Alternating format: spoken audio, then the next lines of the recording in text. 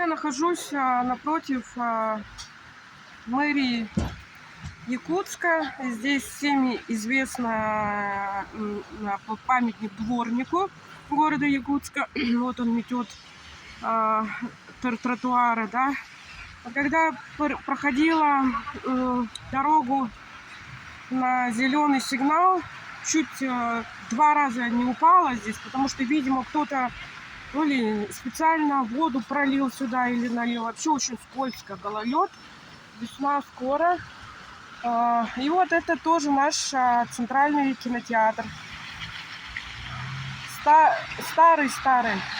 Это отремонтированная улица центральная города Якутска. Вот, наконец-то, вот, наверное, перед началом Нового года только ввели в эксплуатацию эту дорогу. А так мы ездили по набережной и ходили пешком здесь. Если кто спрашивает вот насчет очков, вот я снимала очки снегозащитные, реально без них, вот скоро весна, можно ослепнуть.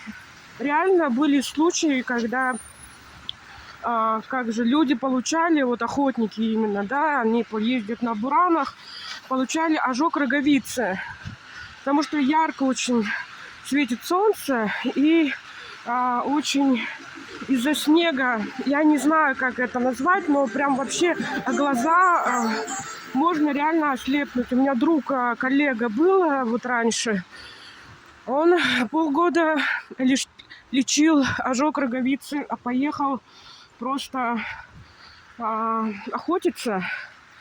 Забыл то ли очки, то ли не взял. И вот в итоге полгода, получается, лежал в больнице с ожогом роговицы глаз. Вот, иду я в ГАВС. Это Центральное агентство воздушных сообщений города Якутска. Хочу показать, сколько стоят билеты из Якутска субсидированные до Москвы и Санкт-Петербурга. Лет 5 уже идет программа на Дальнем Востоке.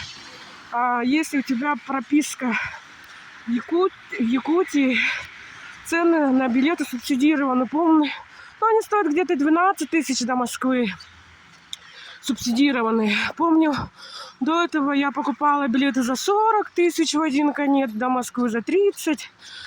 Вот, сейчас очень хорошо в том плане, что есть скидки, да, мир стал более открыт для жителей самого дальнего региона России. ГАВС находится вон, зеркальное здание. Это центр Якутска практически, да. Такой вот маленький городок у нас. Так, светофор. И если вы заметили, на многих зданиях в Якутске, вот я буду проходить, будут муралы. У нас очень популярны такие муралы на зданиях. Самый известный мурал, он находится у озера Шорц и у теплого озера, молодежного озера.